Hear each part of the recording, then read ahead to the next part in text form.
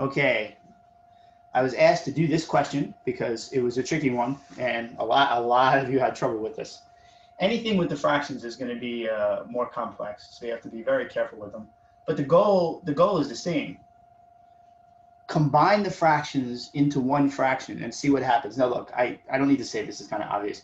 If you plug 0 in, 1 over 0. And if you plug 0 here, 0 squared 0, plus 0 is 0. So you get 1 over 0 here. 1 over 0, take away 1 over 0 is a whole lot of BS garbage, so it doesn't work.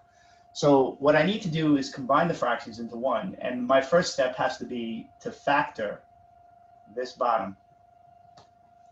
You want to factor out the greatest common factor of x and put it in the front.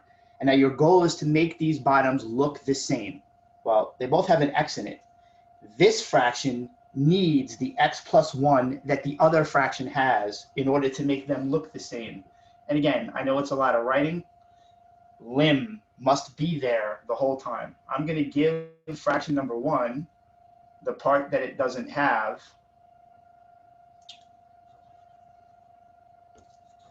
Bad erasing. It's going to make them look the same.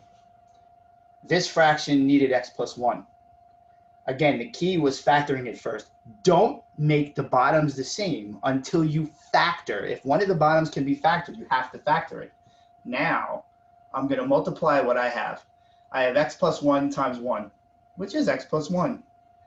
This fraction I didn't mess with. Why? It already had the least common denominator. It already had the LCD that I want, so I don't mess with that one. So what's there? Negative 1.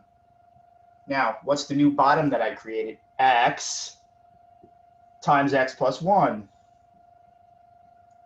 You're like, I'm going to cross out the x plus 1s. No, you're not. This is retardedness. You have a positive 1 and a negative 1. You have to combine those together, right? You have to do positive 1, take away 1. So now what's left upstairs? X. Now, I hope you see what's about to happen. What is messing up your whole question? This. I can plug 0 into x plus 1. I can't put 0 here. As soon as I put a 0 here, it screws the whole thing. You get 0 over 0. So cross these out. Now, here's what some of you did.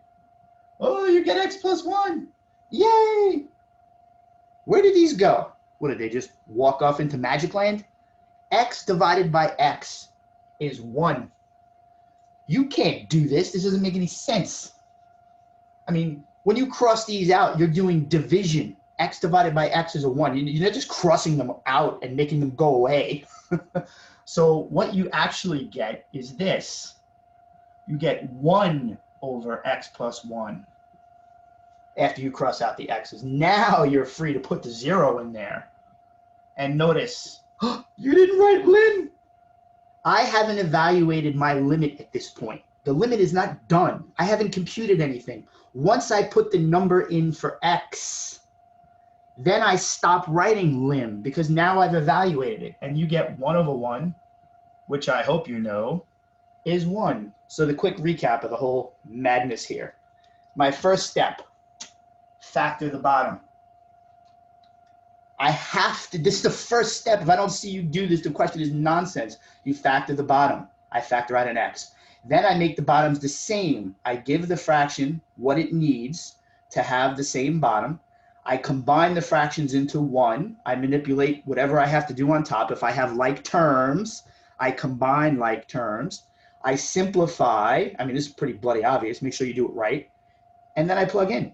Okay, so this was the harder example. So hopefully this will help you out to do the other ones.